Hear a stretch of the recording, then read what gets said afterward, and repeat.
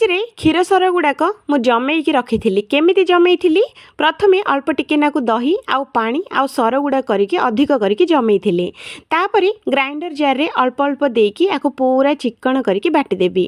तो एठी देखंतु फ्रेंड्स बाटी सारला परे आउ गोटे जगह को आमे बाहर करि नबा आउ आकु 5 रु 6 मिनिट पर्यंत बढ़िया से आकु गोलेबा। गोलेई सारला परे देखंतु फ्रेंड्स पूरा हमर लोहुणी पूरा रेडी। एमिति रखिले बटर हबो आउ आकु जदी सिजेई देबे तो पूरा घी हो जिवो। तो याकु आमे घी तैयारी करिबा।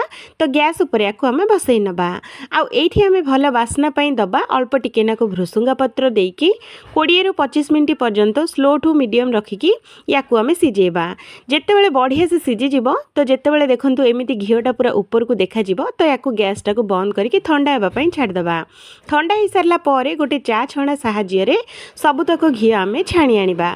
जदि ए घी रेसिपी आपण मानकु भलो लागे तो सब्सक्राइब निहाती करंतु।